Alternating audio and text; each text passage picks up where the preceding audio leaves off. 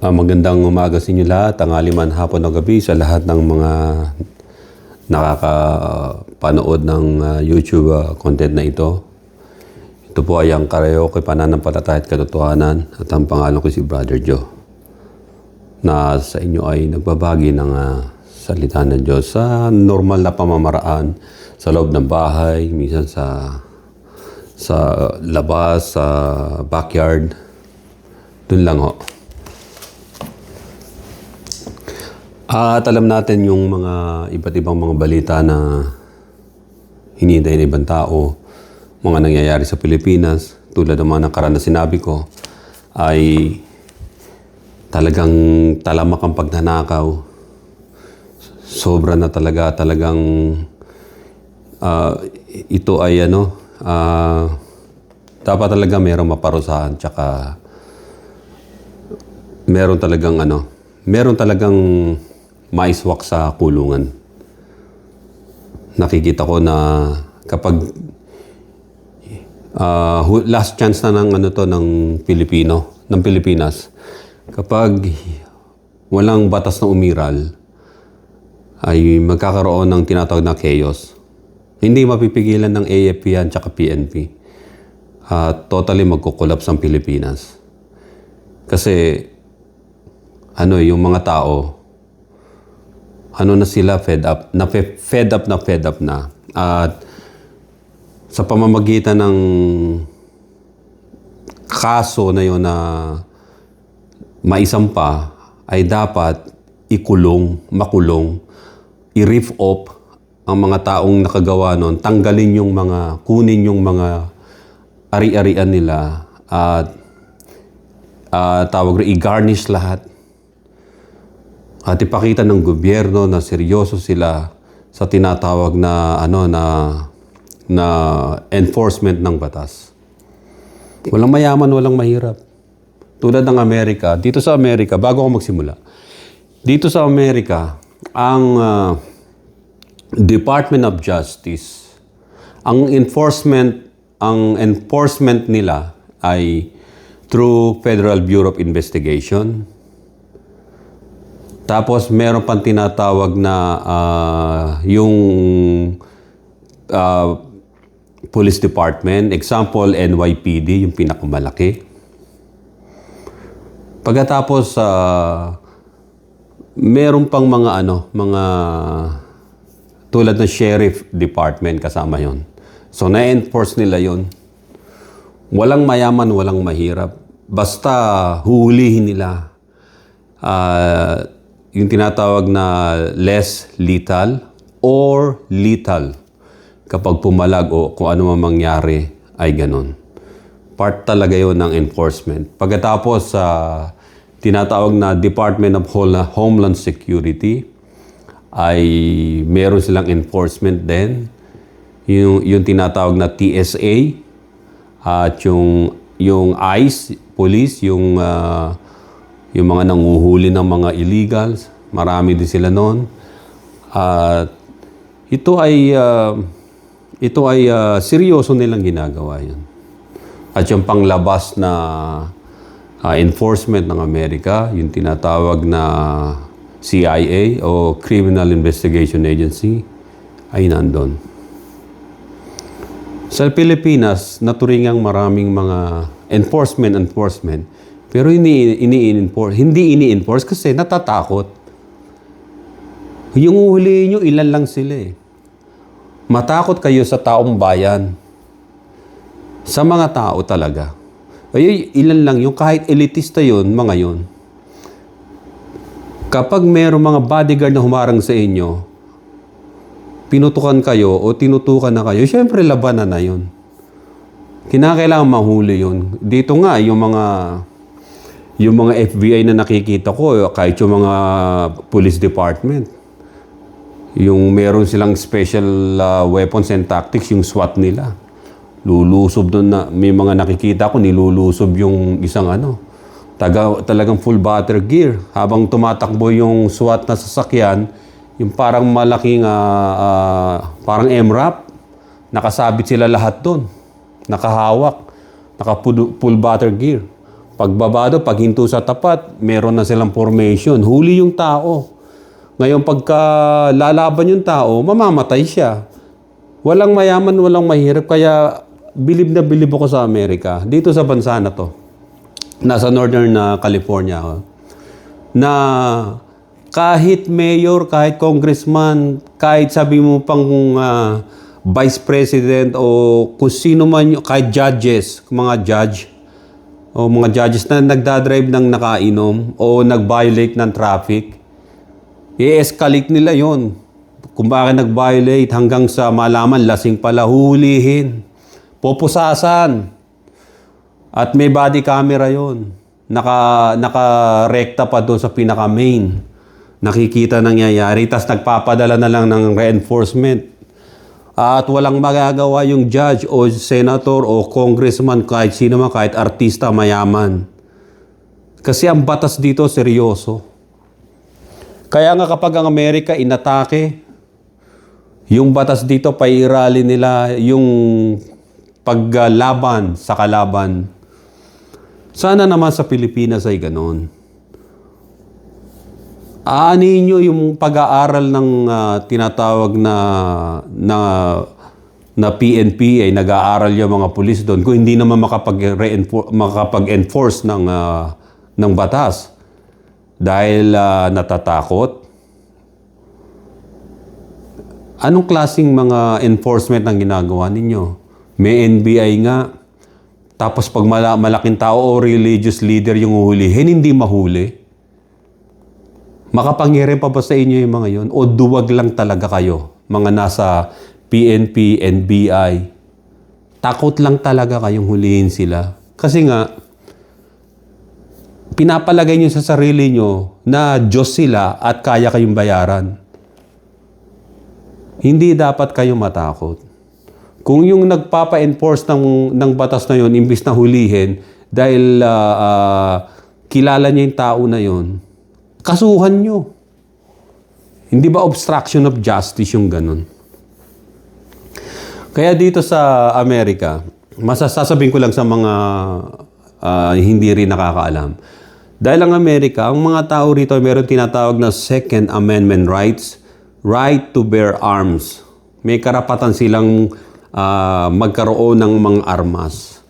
At sa 500 million na mga Amerikano, sa isang tao, mostly ay merong higit sa 10 baril. Maraming may baril dito. Kahit yung mga Pilipinong nakatira na dito. Lahat dito mostly ay armado. Kaya kapag ang gobyerno ay naging tinatawag na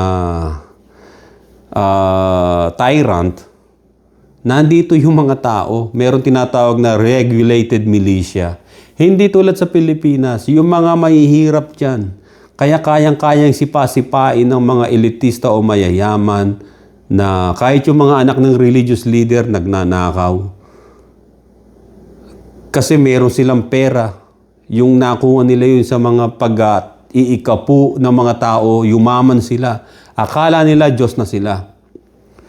Sino ang tagapagtanggol ngayon ng mga pangkaraniwang Pilipino?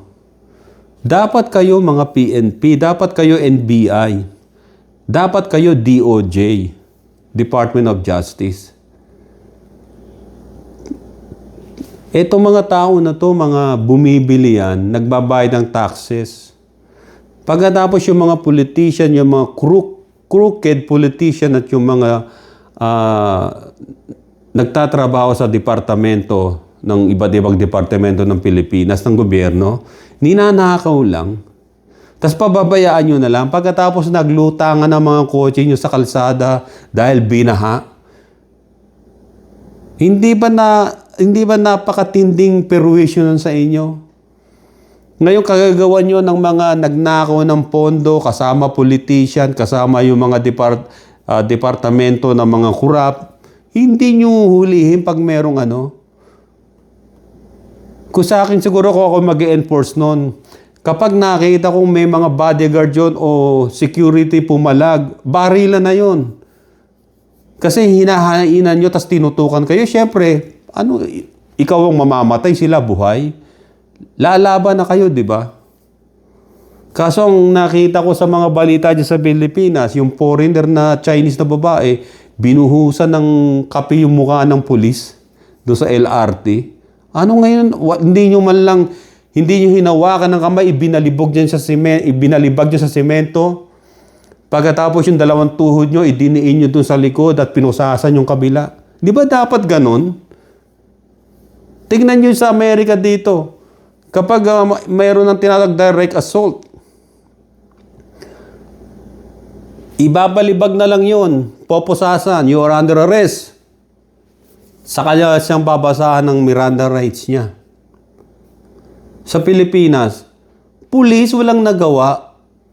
May authorize ka na mang-aresto ng tao na alam mong direct assault. Nakita ko lang yun sa ano. Kawawa mga pulis dyan.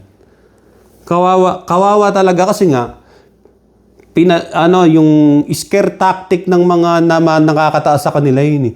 Huwag niyong gagalawin niya kasi mayaman yan, Chinese yan. Who cares kung Chinese yun, kahit sino pa siya. Kapag binuhusan ka na ng kape sa mukha o may isang tao, dinuraan niyo, tinadyakan o itinulak o ginawa ng kasamaan, ulihin mo kasi nakita mo na eh. Hindi mo na kinakailangan na caught in the act mo na eh. So isa lang yun. Nawa ay yung mga sinampahan ng kaso ng gobyerno, yung ICI dyan, ay talagang mahuli. Ibig sabihin, maiswak sa kulungan at kunin yung mga ninakaw. Kasi gumagamit ang dami yung mga yan. Arestuhin ninyo. Who cares about yung lawyer? Mananalo ba naman kayo sa inyo yan kung marami kayong mga huhuli? Who cares? Alam naman ng mga bansa na puro nakawan sa Pilipinas, nililinis nyo gobyerno. At walang death penalty dahil nga ayaw ng mga politician na may death penalty kasi magnanakaw muna sila at ayaw nilang mapatay sila sa death penalty. Ibalik nyo rin yung death penalty dapat sa pagnanakaw na yan sa gobyerno. Yung tinatawag na malversation, hindi lang dapat kulong. Tignan niyo si yung dating president ng France, Sarkozy. Ngayon, nakakulong siya. Dating leader yun, dahil nakagawa ng mga violation. Kinulong siya. Sa Pilipinas, hospital arrest. Tapos gagawin nila sa The Hague na hospital arrest. Sasabihin ng mga natao ron, what is hospital arrest? They have a hospital there. Marami sa atin, ganun lang eh. Dinadramahan, maglalagay dito ng kunyari may sakit. Dito sa Amerika, hindi uubra yun. Hindi uubra yun. Hindi mga bobo tao rito, lalo na yung mga nasa gobyerno rito lalo na mga police rito, department. Alam nila pag may kasalanan ka, who cares kung may sakit ka? We're not talking about yung sakit mo, kundi yung krimen na ginawa mo. Ganun sila rito. They don't care. Babalibagin pa tulad ng isang Chinese yun eh. A simple traffic stop lang. Hinihingan yung driver's license. Ayaw bigay. Hindi malam mo kung marunong mag-English. Pero yung passenger, marunong mag-English. Yung matanda, ayaw ibigay. Tapos ginagawa niya ayaw talaga. Tapos ang ginawa niya sa pulis ay tinulak niya. Ano ginawa ng pulis sa kanya? Hinuli siya, binalibag siyang ganun. Matanda yung binalibag, 70 years old. You're under arrest. Sabi ng mga pasahero, matanda na siya, ba't hindi siya nagko-comply. Tapos sabi, diyan kayo sa loob or you'll be arrested too. Dapat. Hindi yung hinuhuli ninyo dahil mayaman, natatakot kayo. Natatakot kayo, nasa inyong authority. Dapat sila ang matakot. Ngayon kapag nagkamali sila ng nila, merong isa tong halimbawa, babariling yun, natural. Leto, mga little ano na ang gagawin nyo. Alam nyo na yung gagawin nyo. Hindi ko nasasabihin kung paano. Kung talagang mga pulis kayo, talagang mga alagad kayo ng batas na mag-e-enforce ng sinabi ng warrant of arrest. Sinasabi sa warrant of arrest. Ganun lang ho yun. Kasi Hoda, kahit anak pa siya ng presidente, senador, o anak ng tinatawag na religious leader, may kaso arestuhin ninyo. Ganun lang ho yun. Bago una sa lahat to, makikita ninyo na hindi ako gumagamit ng formula ng mga tinatawag na banal effect, nagpapabanal effect na ibang preacher. I preach the gospel. Noong araw pa, nagpipreach na ako. Kahit sa mga street. Pumupunta ako ng Alabang. Pumupunta ako ng lugar na mga Binyan. Yan. Paranaque. Street by street. House to house. Nagpipreach ako. Kung magugutom ako, may dala lang ako mga tinapay o I preach. Si Kristo ang pinapangaral ko sa kanila. At kapag tayo mga Kristiyano tayo, pero aanga-anga tayo sa tinatawag na rule of law, kawawa ka. Kakawawain ka. Hindi po pwedeng nakagawa sa'yo ng kasalanan ng isang tao, criminal, pagkatapos sasabihin, ang Diyos nga, nagpapatawad nga, di ba dapat tayo magpatawad? Mali ho yun. May criminal liability na dapat ang husgado ang siyang gagawa nito para ikaw ay magkaroon ng justice. Pagkatapos iiyak kayo, walang hustisya. Pagkatapos yung gumawa ng krimen sa inyo ay nakalaya, hindi niyo sinampa ng kaso, sa iba naman gumawa. Yung bata pinatay pa, ginahasa na pinatay pa. Ano ngayon na magiging nyo? Sana tinuloy ko na kaso, huli ka na. Kasi nga, pag Kristiyano ka, Kristiyano tayo, smart ka dapat. Hindi kayo magpapaloko.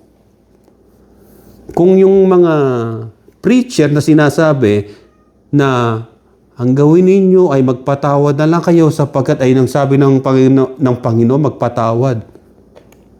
Yun po ay isang malaking pagkakamali. Basahin nyo sa Biblia, sinabi ni Jesus Christ, ang pinatawad ninyo sa kasalanan na pinatawad nga, ngunit ang hindi nyo patawarin na hindi patatawarin. We have the rights not to forgive the crime that they na ginawa sa iyo. If they halimbawa nag-murder ang isang tao, isa sa kamag-anak mo, mahal mo sa buhay, hindi mo patatawarin. Murder eh.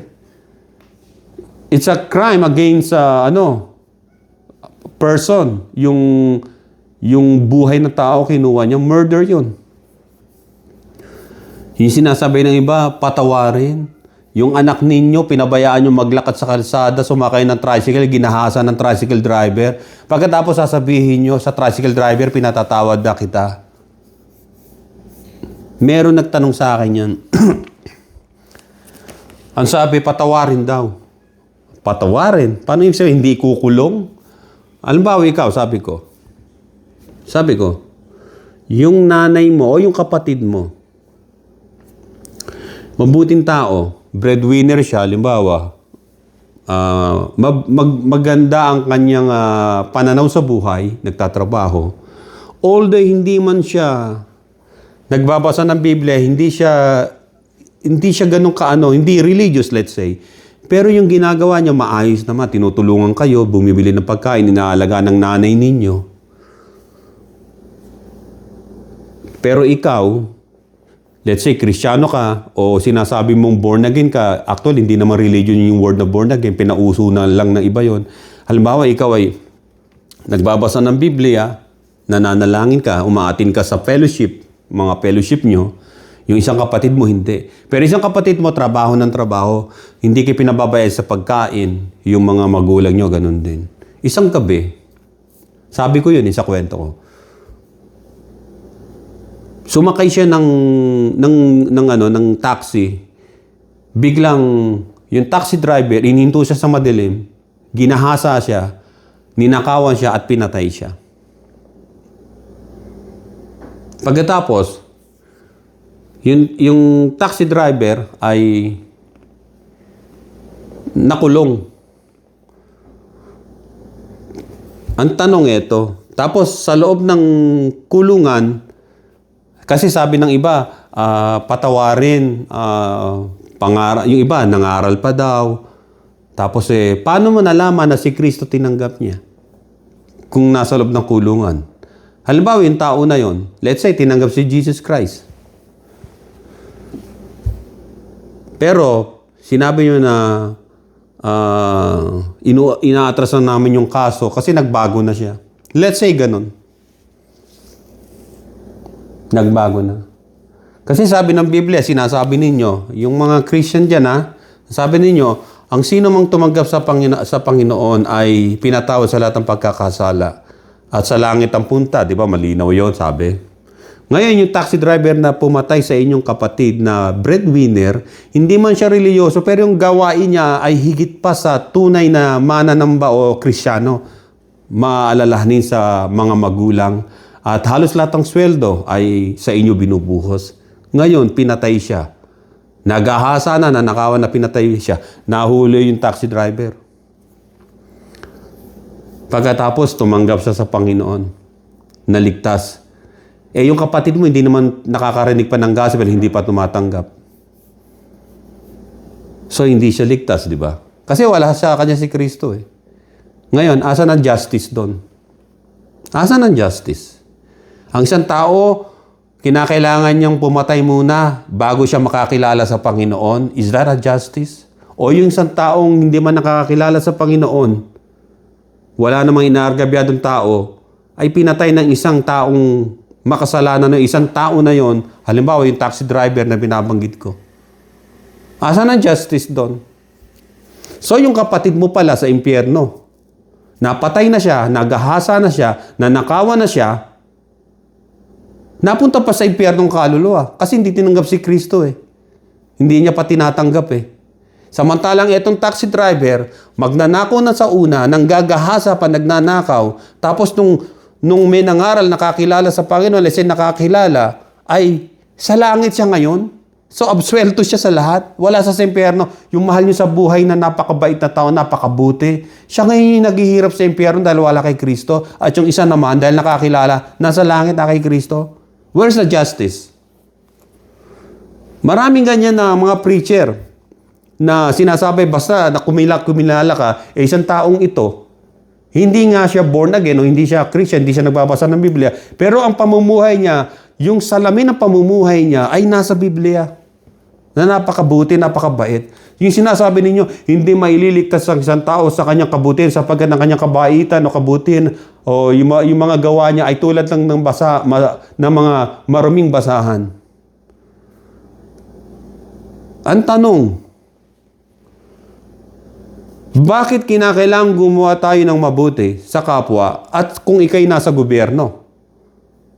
Kung hindi kailangan ng paggawa ng mabuti, bakit magre-reklamo kayo kapag ang isang politician nagnakaw? Ito ang mali ng pananaw at ginagawa ng mga preacher kahit ng mga Roman Catholic priest. Basta nagpatawad, patawarin mo. Iniintindi niya yung taong nakagawa ng krimen na nakarating sa langit at yung isang taong hindi man siya kasama sa anumang religion o pananampalataya pero napakabuting tao. Breadwinner, mapagmahal sa magulang at sa mga kapatid. Siya pa yung nasa impyerno. Ako ay iniisip ko rin yun Where is justice here? Asan ang justice? Totoo ba na may Diyos? Totoo ba? So, ibig sabihin, kayo na mga Christian, yung isang taong sinabi nyo, pinatawad ninyo, nangaral kayo, tumanggap sa Panginoon, ngayon pag namatay din kayo, tas namatay na rin siya, ay siya yung makikita nyo sa langit. Asan yung anak nyo napakabuti na inalagaan kayo? Nasa impyerno. Hindi nyo makikita. Di ba walang justice doon? Ganun ba sinasabi ng Biblia? Yung iba sa inyo, ganun ba? Ang katwiran nyo kasi, basta tumanggap sa Panginoon ay maliligtas. Nasa langit na. Yung kapatid mo nga na napakabuti. Nagtatrabaho, gabi't araw, halos wala na panahon sa sarili niya, mabuhay lang kayo. Merong gumahasa, nagnakaw, pinatay pa, at nahuli yung pumatay. Pagkatapos, sa kulungan ay nag-share pa kayo, makakilala ka. Yung kapatid mo ngayon, na hindi naman tumatanggap pa sa Panginoon. So, mamili ka. Si Jesus Christ ba ay Diyos nang pumatay na yon sa kapatid mo? At dadali niya sa langit? O ikakatwiran ninyo yung sinasabi sa Biblia na nakapako ang Panginoon, isa sa kaliwa, isa sa kanan, nakapako rin, mga magnanakaw. Yung isa nanalig, yung isa hindi. Yung isa tumanggap. At dinala pa ng Panginoon yung kanyang kaluluwa sa paraiso, yung isang magnanakaw na nagsisi. Hindi nyo pwedeng i-apply yon sa buhay ng isang, halimbawa, kapatid nyo na napakabuting tao pero pinatay. Kinat off ang kanyang buhay ng isang taxi driver na to. Na rapist, magnanakaw, lahat ng kawalang yan, drug addict. Ano sabi ng Biblia? Ang kabayaran ng kasalanan ay kamatayan. Yung kapatid mo, namatay, may pumatay. Yung taxi driver, napakasama na yun. Ngayon kung sinasabi ninyo na dapat maligtas ang kaluluwa niya, pakikilala mo sa Panginoon, sa palagay nyo, tatanggapin niya ang Panginoon o tatanggapin siya ang Panginoon? Sipin niyo yun. So, si Kristo pala ay nagliligtas ng mga makasalanan sa ganung paraan. Paano na lang yung napatay nun ng taxi driver halimbawa na mabuting tao naman? So si Kristo pala ay walang pakialam sa mga buhay ng mga taong ganon na mabuti naman sa lipunan. So mamili kayo. Ayun ba ang Kristo ng Biblia? Hindi. Hindi. Kaya nga meron tinatawag na justice system ang gobyerno ay para maparusahan yung gumawa nun. Madaling sabihin na tinatanggap niya ang Panginoon yung tao na yon, halimbawa. O sige, tatanggapin niya. Kunyari, tataas ng kamay. God cannot be mocked. Alam ng Diyos? Alam ng Diyos? Ngayon, I'm not gonna use the Bible. I'm not gonna use this Bible kung ako. Para yung tao na yon ay maligtas. I want him to get God's judgment and punishment. Ayun ang sinasabi ng Biblia. Kaya kayong mga Christian, yung sinasabi na parang hindi kayo makabasag pinggan, di tinatampal-tampal lang kayo ng ibang tao. Okay lang pala sa inyo yun. Pagkatapos kapag nilusob kayo, halimbawa sa churches nyo, may mga teroristang dumating, kinidnap kayo, nilusob kayo. Mananalangin kayo, Lord, iligtas mo kami. Sino magliligtas sa inyo ngayon? Yung unbelievers na police officer o mga armed forces. Sila na hindi nyo ka-religion. So makikita natin, di ba? Ano ngayon ang justice meron doon? O anong ano?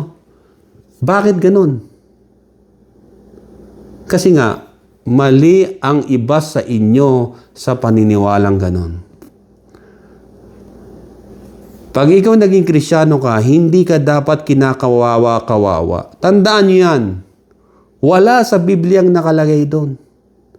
Lalo na pag sumusunod ka, sabi ng Biblia, sabi ni Apostol Peter, Apostol Paul, sinabi, sundin ninyo ang mga batas ng tao. Pag sinabi ng government, we're gonna file a murder case against this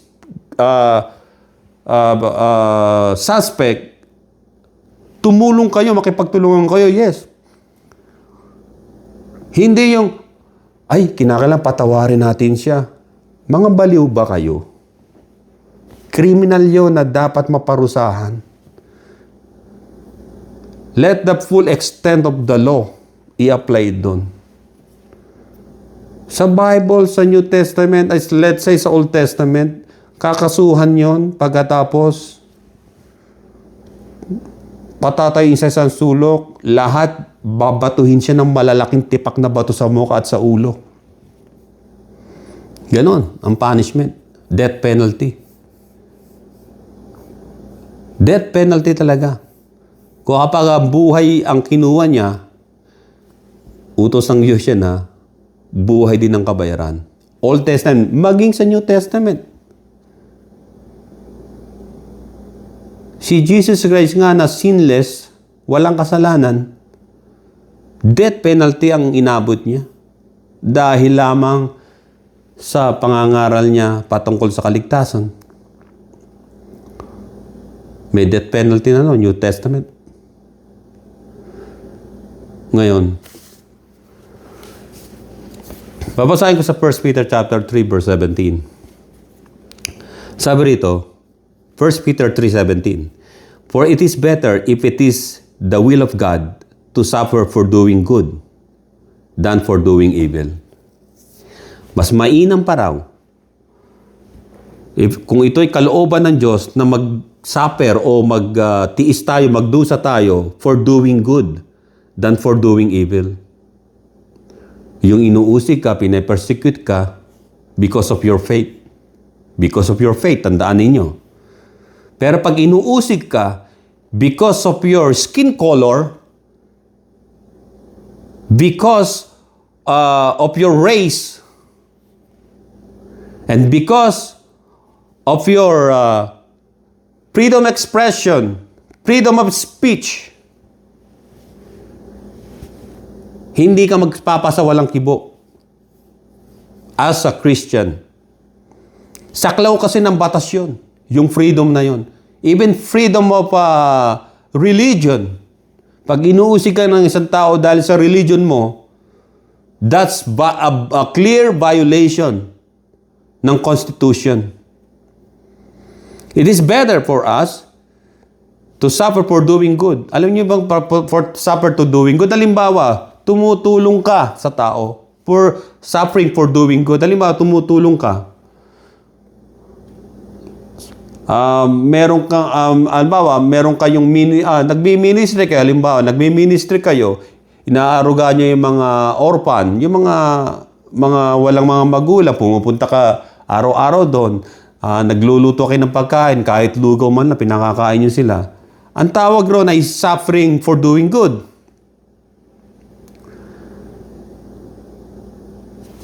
Hindi yung magsasuffer tayo for doing evil. Saan ka nagsasuffer for doing evil? Nasa loob ka ng kulungan. Kasi gumagawa ka ng kasamaan. Kaya ito, Mr. Joel Villanueva, na anak ni Eddie Villanueva, na isang false preacher, na reverendo, na nakipagkaisa kay Kibuloy, noon, nung kumakandidato ka pa ng pagka-presidente at natalo ka ng ilang beses, pag may kaso ang inyong anak dahil nangulimbat ng pondo ng Pilipino, nagnakaw. As in nagnakaw. Naparito si Satanas para magnakaw, para manira, para pumatay. Kung kayo mga member ng sekta na yon, you better think. You better think. Kaya nga sinasabi ko sa inyo, it is better for you to worship God directly. You don't need middleman na katulad nila. Ililigaw lang kayo. 1 Peter chapter 4 verse 15, but let none of you suffer as a murderer, a thief. Tandaan nyo, a thief, an evildoer, or a busybody. Mga chismoso, chismosa, yung mga libel yun. Nakasuhan ng libel. in other people's matters. Verse 16 ng 1 Peter chapter 4, verse 16, "Yet if anyone suffers as a Christian, let him not be ashamed, but let him glorify God in this matter." Nagsasuffer ka as a Christian, hindi sa kagagawan to na ibang tao. Kasi yung iba, naiisip nila, inuusig. Wala na nun eh. Kasi nga, all the religion of the world are protected under sa Constitution, freedom of expression, freedom of religion, freedom of speech. Kasama yon na protektado. Saan ka lang, if anyone suffers as a Christian, let him not be ashamed. Nagsasuffer ka as a Christian. Ano yung nagsasuffer ka as a Christian?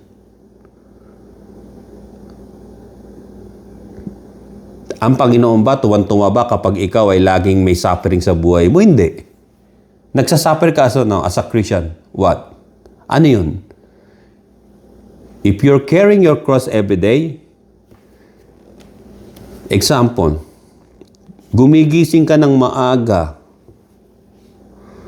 dahil ang katuwiran mo sa sarili mo kinakailangan, according sa Bible, manalangin ka sa Panginoon, agahan mo. Pagkatapos, dahil mahal mo yung pamilya mo, mga magulang mo, kapatid mo, maaga ka, pumunta ka sa palengke ngayon para mamalengke, para sa kanila. Parang ganun lahat. Yun ang tinatawag na modern suffering ng isang Christian. Hindi yung inuusig ka. Pwede mo i-demanda yung nanguusig sa'yo because of your religion, tandaan ninyo. At sila'y makukulong. Dito, sabi rito, if anyone suffer as a Christian, let him not be ashamed. Nagsasuffer ka as a Christian? Anong meron doon? Sa trabaho ba? Dahil Christian ka, ibubuli ka nila? Inuulit ko, merong batas na dyan. Maging sa anti-bullying, anti-cyberbullying. So, hindi doon. Saan? Nagsasuffer ka where? Ang suffering na binabanggit dito is hardship or training. Na yung sa pananalangin mo lang lagi sa Panginoon, sa pagpe-pray and fasting mo, your body is suffering. At kapag may mga pagsubok na dumarating siya, kulang ang mga bagay na kailangan mo, pambayad mo. And then naiisip mo, mental torture sa'yo. You're suffering. Hindi lang ikaw nakakaranas no, pati mga unbelievers too. So hindi tayo exempted. We suffers as a Christian. Because, we are wrestle not against flesh and blood, but against the principalities o spiritual forces in the air. Tulad ng temptation. Nagsasuffer ka, nakikita mo, lagi yung temptation na yun. Nakikita mo, halimbawa nakikita mo lagi yung kapitbahay mo, ang pogi-pogi. Kaso may asawa na. Ganon din yung babaeng maganda. May asawa na pala. So, nagkakaroon ka ng suffering na iniisip mo siya lagi. You need a professional help from the Lord. Ayun ang sinasabi doon. Isa yun sa halimbawa lang. So, ang suffering ay maraming level yan. Subalit, ang sabi ng Biblia na when you suffer as a Christian, you are blessed. Paano nangyari yun? If we, Revelation 14:13, ang sabi, blessed are the dead who die in the Lord from now on. Ipamuhay natin si Kristo lagi sa buhay natin araw-araw. Although we suffers a lot, sometimes we suffer defeat. We suffer nawawalan tayo ng opportunity, nakukuha ng iba. That's suffering. Pero ano sabi ng Biblia rito? Blessed are the dead who die in the Lord from now on. Hanggang sa mamatay ka kahit may suffering ka, you are blessed. Because you die in the Lord. Don't die as a thief. Kayo mga nasa gobyerno nagnanakaw ng pondo, mga inelect na Filipino politicians, don't die as a thief. Rather, die in the Lord. Di bali na kayo mamatay na kay Kristo kaysa mamatay kayo sa paggawa ng kasalanan. Huwag kayong mamatay na isang magnanakaw. Huwag kayong mamatay dapat na isang rapist o isang drug addict o isang kurap nangungutong o isang bully. Don't die a sinner. Because the Bible says, God said in Revelation 14:13, blessed are the dead who die in the Lord from now on. Kung ikaw ay nagsuffer at namatay dahil kay Kristo, you are blessed. Mapalad ka. Bakit kinakailangan na ang gawin natin ngayon ay pawang mga mabubuting bagay o mabubuting gawa na dito sa mundo? Forget about na inuutos ito ng Diyos kasi na dapat gawin. Forget about it. Kasi babalik lang kayo sa tinatawag na Old Testament rules. Wala na tayo ron. Bakit kinakailangan na magbunga na tayo ng mabuti sa panahon ngayon? Number 1, because the fullness of time had come. Ano yung fullness of time na dumating? Na nangyari na. Galatians 4:4. When God sent forth His Son, born of a woman, born under the law, or under the Jewish law. Nangyari na to. 4 BC, year ago. Nung 4 BC. At 2,000 years ago na, nakakalipas sa digit pa. Anong purpose nito kung bakit yung fullness of time had come? Na nandito na. Huwag nyo nang sayangin ang oras at araw nyo, panahon nyo sa paggugol ng walang kabuluhang bagay. Because the purpose has been revealed. Ni-reveal na ng Diyos. Ang sabi ng Galatians 4 verse 5, to redeem those who were under the law. Under the law of what? Under the law of sin. Or under the law na sinasabi lang sino mang magkasala o nagkasala ay dapat mamatay. But Jesus Christ already redeemed us. Ni-redeem. Tinubos. Ni-redeem. At ang kabayaran, ang pruweba, ang proof ng pagka-redeem sa atin ay ang ang banal na dugo ng Panginoon Kristo.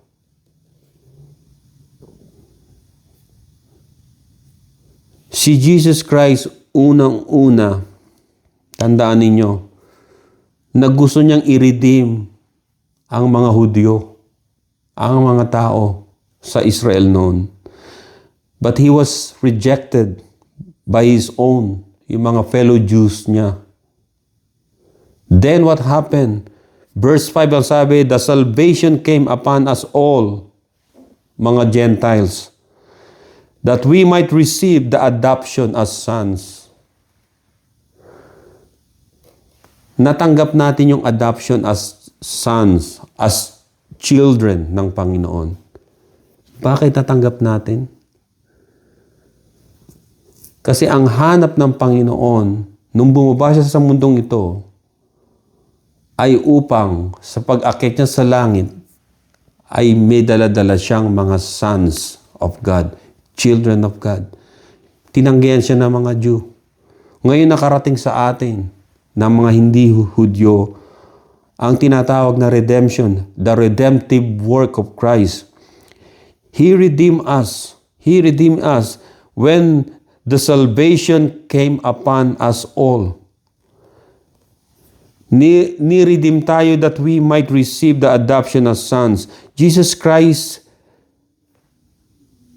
ang sabi rito, He came into this world to redeem us. The reason why God the Father ay pinadala niya si Jesus Christ and then born of a woman, born under the law to redeem those Jews, yung mga Jews na yon, yung mga Hudyo, mga Yehudi, mga Hudyo, sa ilalim ng kautusan, subalit sila'y umayaw hanggang sa nakarating sa mga pagano o hentil ang kaligtasan at nakarating sa atin at tayo ay ginawang adopted sons. Mga Jew, sila ay mga rejected sons. Hanggang sa makita nila ang pagdating ng Panginoon, yung second coming, saka lang sila iiyak at aawit o magsasabi na Holy, Holy is the Lord God Almighty.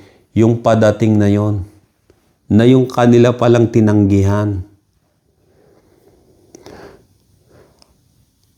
Naaparito ang Panginoon para i-redeem tayo at bigyan tayo ng karapatan na maging mga anak niya through adoption.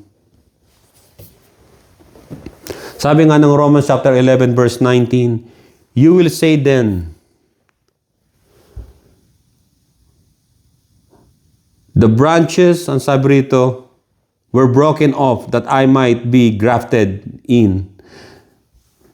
Yung mga branches na naputol sa pinakapuno ay ang mga Hudyo nung panahon na yon na tinanggihan siya.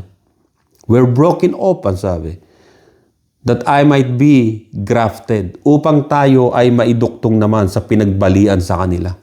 Tayo ay mga wild olive branch o mga wild branch tayo na idinuktong lang doon sa puno na siyang kumakatawan sa tinatawag na redemptive works ng Diyos. So that we become the adopted sons of God. Kaya nga sabi ng Romans chapter 11 verse 19, sabi sa verse 20, because of their unbelief, yung mga Jews, they were broken off. And you stand by faith. We stand by faith. Yung mga Jew, they don't need faith in order to become sons of God. Because they believe through Abraham na sila ang tunay na mga anak ng Diyos. But we, because of our faith, we become sons of God, children of God. Naging adopted sons tayo. Sabi rito, because of unbelief, they, the Jewish people, were broken off and you stand by faith. Do not be haughty. Huwag ka magyabang, magmamataas, but fear, matakot ka. Verse 21, for if God did not spare the natural branches, which is the Jewish people, He may not spare you either as a grafted branch o grafted branches as Gentile. Ang ibig sabihin nito na kung inabot nila yon na sila'y na broken off doon sa pinakakatawan ng puno, wala ka rin pagkakaiba sa Kanya because we are all human. Mga tao tayo na pwedeng putulin din ng Diyos. Pinakikita lang ng Panginoon na walang distinction dito. Hindi sila special na Jew. At tayo ay hindi rin special kung tatalikod tayo sa Panginoon, ay mababali rin tayo na tulad nila. So walang pinagkaiba. They're not special. We're not special. We become special kapag tayo ay naiduktong sa pinakapuno na siyang ang Panginoong Kristo sa pananampalataya sa Kanya. Kaya sabi niya, sinabi ni Jesus Christ, "Abide in me, and I in you, as the branch cannot bear fruit of itself, unless it abides in the vine. Neither can you unless you abide in me." John chapter 15, verse 4 hanggang 5. Kaya sabi ni Jesus Christ then, "I am the vine, you are the branches. He who abides in me and I in him bears much fruit. For without me, you can do nothing." Meaning, we are all doomed to hell. Kung wala si Kristo sa atin, hindi natin kaya na iligtas ang ating mga sarili. At hindi natin pwedeng ibayad ang paggawa natin ng mabuti at sasabihin, eto, nakagawa ko ng mabuti. Hindi mo nature yun, yung gumawa ng mabuti. Gumagawa ka lang ng mabuti para masabi na ikaw ay mabait na. Yun ay mali pa rin.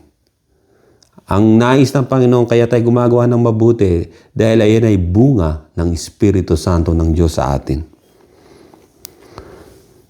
Ikalawa, bakit kinakailangan wag na tayo magpatumpik-tumpik at magsayang ng panahon sa mundong ito? At tayo lumapit sa Panginoon na seryoso at diretso sa kanyang paglapit. At you don't need any middleman or any fellowship na nagkalat sa buong mundo na ang sinisigaw ay kakaiba sa sinigaw at sinabi ng Panginoon na it is finished. Na yung mga fellowship na yon, ang kanilang mga leader ang tinitingala nila na higit pa kay Kristo. At ang final decision nila at final word, yun ang salita na kanilang pinanghahawakan at hindi salita ni Kristo. Kaya wag na tayong magpatumpik-tumpik. Wag na tayong magsayang ng oras. Ang ating pananampalataya ay dapat rekta at diretso na sa Panginoon. Sapagat yung mga dead saints nandun sa langit. At tayo, kung sakaling tayo ay mawala na at tayo namatay kay Kristo, we die in the Lord. Ang sabi ng Biblia, tayo mapalad na kagaya rin nila. Kaya sabi, bakit kinakailangan na tayo ngayon ay magpursigi sa Panginoon na maging malapit pa kaysa sa dati? Because the second coming of Christ is at hand. Yung second coming talaga ay malapit na. Malapit na, malapit na. Hindi ko man babanggitin sa inyo yung mga nangyayari ngayon tulad halimbawa yung mga nag-set up na yung mga command force ng National Aeronautics Space Administration na yung tinatawag na padating na 3i Atlas na hindi naman talaga comet. Yung distinction ay yung palatandaan na hindi comet kundi parang ito ay katulad ng na merong nagmamaneuver doon sa malaking tulad na 5 miles long tulad ng Manhattan, yung lugar sa Manhattan sa Amerika, ganun kalaki. At nag-iiba-iba ng kulay tsaka ng pagbo-boost ng mga lumalabas sa kanyang yung mga tail na hindi naman talaga comet. So makikita natin ito bakit. Sapagat sinabi na ng Panginoon magkakaroon ng signs in the heaven above. Magkakaroon ng signs sa lupa. Magkakaroon ng signs sa ilalim ng dagat. Yung mga signs na yan, may mga dilubyo. May mga dilubyong dala. Kaya sabi ng Matthew chapter 24 verse 42, ang sabi rito, "Watch therefore, you do not know what hour your Lord is coming." Watch. Ang sabi watch. Magbantay. Magbantay ka. Pag sinabing magbantay ka ay 24 hours, 24/7, non-stop magbantay ka. Ibig sabihin nito, ikaw ba hindi na matutulog? Hindi yon. Ibig sabihin magbantay ka. Stay focused on the Lord. Stay focused that your Christ, our Lord Jesus Christ, He is the one who still still in control sa buhay mo, na siya lamang ang gumagawa sa iyo. Sa kanya ka lamang nagiging malalim ka sa kanya at nagiging bukas ka sa mga espiritong na bagay na nagmumula sa kanya na marami kang naunawaan ngayon na higit pa nung una nang makilala mo siya. Ngayon, nakakaunawa ka na sa mga malalalim na spiritual. At ang sabi rito, John chapter 14 verse 3, "And if I go and prepare a place for you, I will come again." Jesus said, "I will come again." Surely, darating na siya. "I will come again and receive you to myself, that where I am, there you may be also." Kaya malinaw na sinasabi niya na padating na siya. At ang sabi nga ni John sa Revelation chapter 1 verse 7, "Behold, He is coming with clouds. Even every eye will see Him, even they who pierce Him, and all the tribes of the earth will mourn because of Him. Even so, Amen." At ang lahat ng mga tribo sa buong mundo, yung mga nasa mga Amazon na jungle forest na yan, yung mga taga Nicobar na yan, yung iba't ibang lugar na hindi pa nararating ng gospel, ay iiyak sila pag nakita nila na dumarating ang Panginoon. Lahat ng tao sa mundo, makikita siya, sabi. Kaya sabi ni Jesus Christ, Jesus said, "Surely I am coming quickly, without any delay." Kaya tingnan niyo yung sinabi ng Panginoon sa Revelation 16:15, na sabi niya, "Behold," inulit niya uli maraming beses. Yung second coming niya, Book of Revelation, maging sa mga sinulat ng mga alagad. Ang sabi, "Behold, I am coming as a thief. Blessed is he who watches and keeps his garment, lest he walk naked and they see his shame." Revelation chapter 16 verse 15. Ganun din ang sinasabi ng 1 Thessalonians 5:2. "For you yourselves know perfectly that the day of the Lord so comes as a thief in the night." Tulad ng magnanakaw sa gabi ang sabi. Big sabihin, yung pagdating ng Panginoon ay unpredictable, walang nakakaalam. Subalit may yung tinatawag na palatandaan na ibinigay niya na. Yung mga palatandaan sa langit, sa lupa, sa ilalim ng lupa, sa dagat.